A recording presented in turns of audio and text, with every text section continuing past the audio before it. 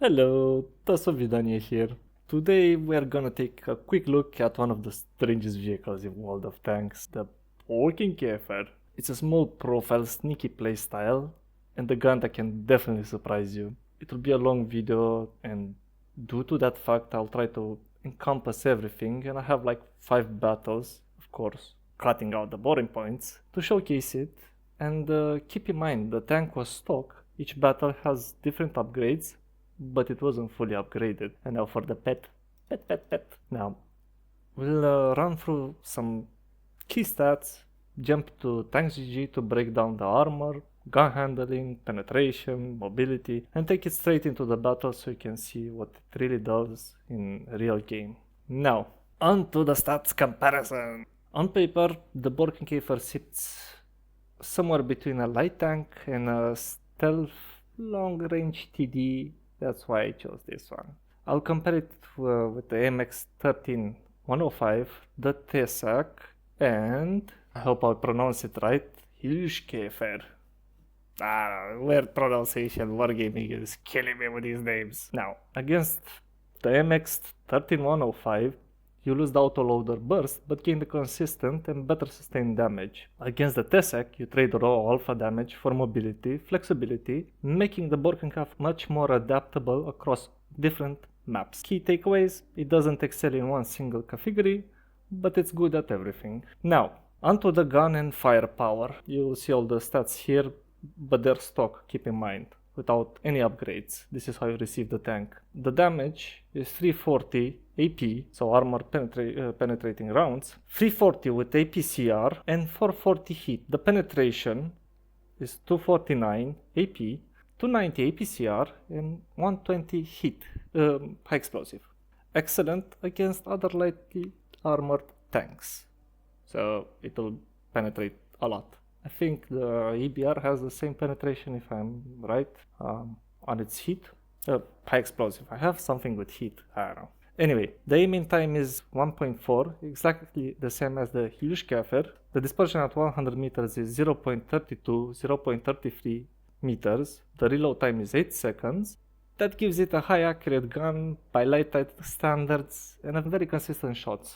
The dispersion is good. It's sub 0.33. It's tight enough to reliably hit mid-range shots without much bloom, and it makes it more than precise than most mobile tanks and closer to what you expect on an accurate TD sniper. That's why I compared it to the Börkenkäfer.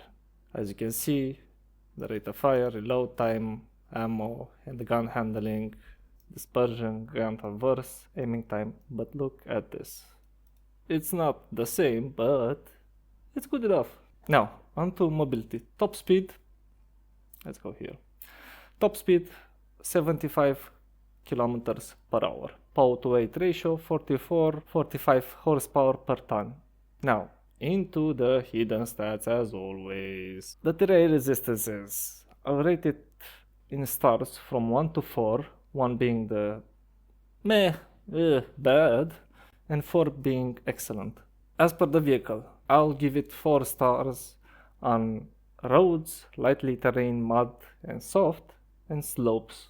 4 across. Best mobility for the terrain. MX-13-105 on roads, 4 stars. On light terrain and mud, on light terrain I'll put it like 4 stars. On mud and soft I'll put it like 3 stars. And on slopes like 3 stars. Now the Tesak is where it fails. On roads it would be like 3 stars. On lightly terrain it would be like 2 stars. On mud and soft it would be like 1 star. And on slopes 2 stars. Now the Börkenkäfer, or how it's pronounced, it's on roads 2 stars. On lightly terrain it's 1 star. On mud and soft it's 1 star. And on slopes it's 1 star. So basically the Börkenkäfer, it's extremely fast, especially for a TD comparison, letting you reposition, dodge, unlike typical sniping TDs. Onto survivability, yeah. By the way, this is how you salute people in World of Tanks. You raise your gun. Yeah, so maybe you can block with the gun, but you can dodge some shots. I don't know how, maybe. If you're like wiggling like this, whatever, but you get penetrated. It's what, 50 millimeters, and if you know, straight on, maybe a bit of angle, 51, but it's 100% chance to be penetrated. Turret armor, the health is really good, but it's a tier 11, so it's not the same as these two. Now, onto the view range.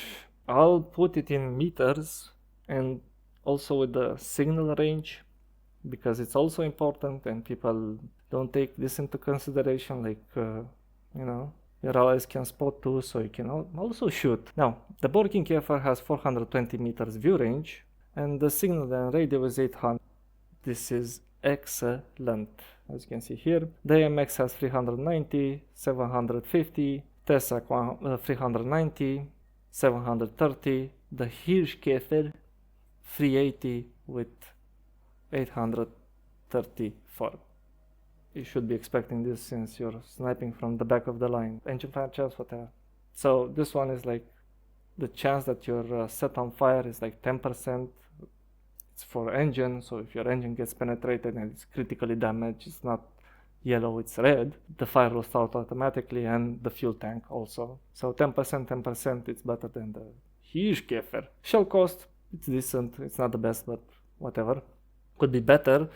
Now, if I were to put in stars, the tanks, as per view range, the Börkenkäfer 4 stars, AMX 13105 3 stars, TESAC 3 stars, Hirschkäfer 2 stars. Going into the equipment, I have 2 loadouts. The first one is like this one. The first one is a commander vision system, because you need to spot people, the coated optics to amplify those 420 meters view range, and a low noise exhaust system. For the second build, I have a city map, let's put it like that.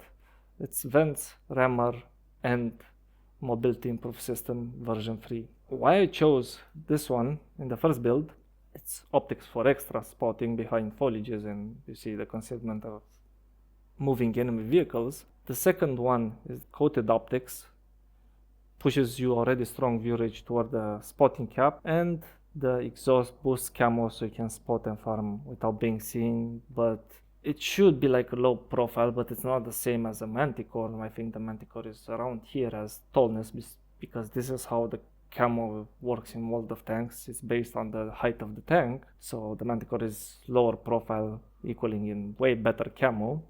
For the second build, why I chose vents, it's faster reload, better view range, improved gun handling, slightly mobility increase, faster aim time. The gun rammer, more DPM, you already have decent alpha and accuracy, and the rammer pushes your reload time, letting you trade better, finish targets faster, and farm damage more consistently. Why I chose the experimental mobility, let's amplify the gun handling, because you're shooting and you're pulling back, shooting, pulling back, so what do you need? Mobility and gun handling. So it's the engine power, track traverse, reduce dispersion while moving, perfect for the Börkenkäfer because you're constantly relocating, you shoot on the move, you rely on speed to survive. We will go into the upgrades. As you can see, I finished them. This is the route that I took. This is mandatory, and this one. I went up, picking up concealment, the spotting bonus for foliage, then I came back down here, I picked up this one. I added another 2.5 seconds because the mechanic is like, let me explain it to you, it's a laser designated target. Basically, you activate this one, and when you shoot an enemy, it marks them for 10 seconds on base value when you get a tank, and upgrade it to 12.5 seconds, and the target cannot unspot itself, so for that duration, they cannot be unspotted. Plus, it adds another 10% extra damage from your allies. So when they shoot, when your allies shoot, that target receives extra damage. You can also increase this one with upgrades. Where is it? Here. By 5%, so that's 15%. Back how I chose, I picked up this one, went back here to spot enemy vehicles all moving because the EBR is annoying. Here, better gun handling. I chose to go on the gun depression.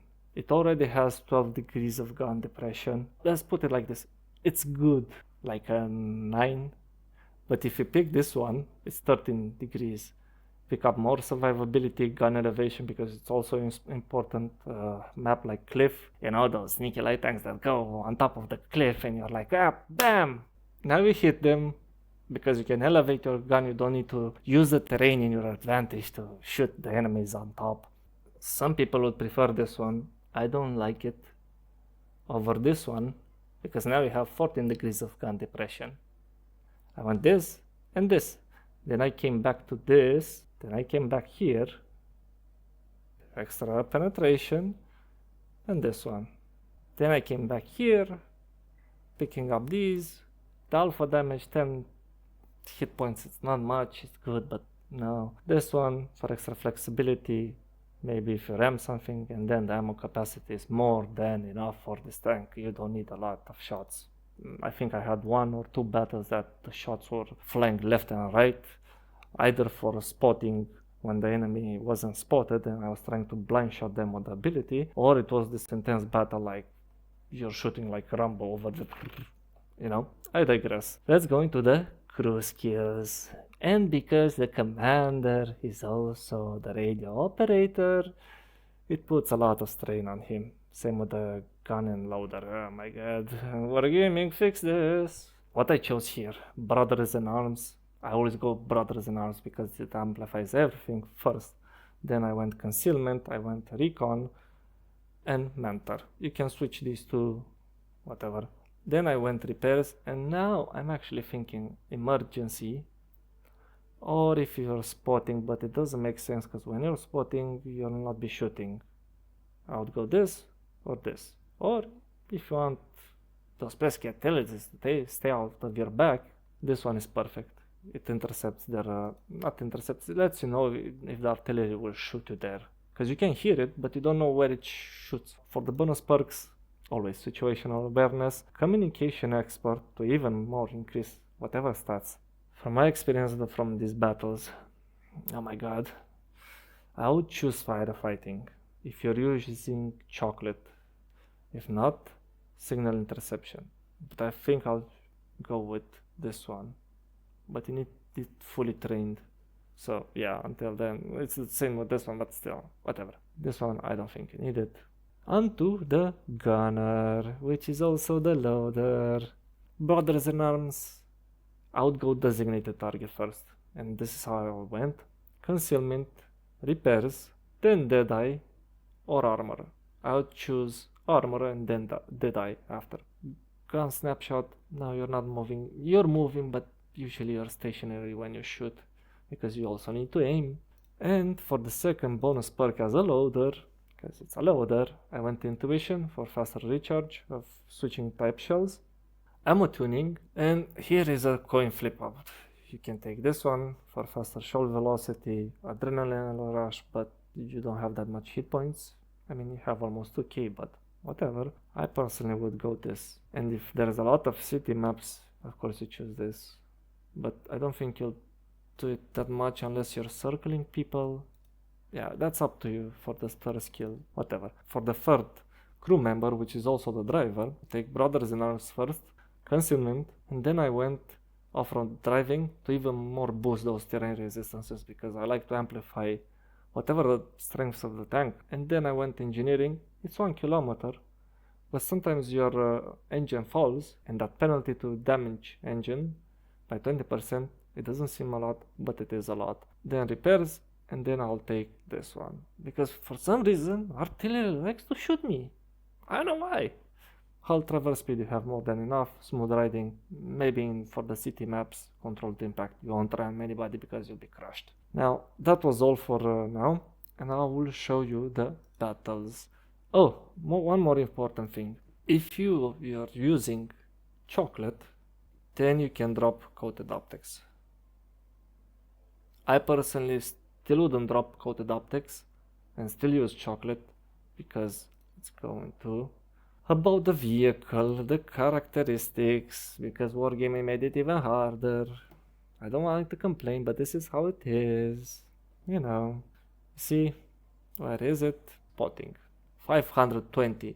You only need 445. But what exceeds that 445? Imagine you have this one, vision system, it's exactly the same how it functions. Whatever you go after those, it's exactly the same. The duration, blah blah blah, whatever. You have a lot of this. You could go with directives, concealment perks. As you can see, there's a lot for stationary targets, on moving vehicles, on your moving vehicle. That's kind of it. Let's get into the battles. I'll showcase you 5 battles. As I said before, I'll edit it a lot because I'll skip the boring parts. I don't see why. And also because of the nature of my work. In general surgery, you need to open your eyes and see a lot on the map. And this is the playstyle of a light tank. It's extremely hard, demanding. And keep in mind, don't listen to your teammates. And I'll show you why. Because I have a gameplay where I could have survived and helped my teammates even more, but the Type 5 Heavy was so generous enough to push and spot for me. And he said like, oh no, I'll cover you. Indeed, he could cover me, but I'm faster than him, so yeah, I cannot sit, uncovered. It was also my mistake, but it's not an option.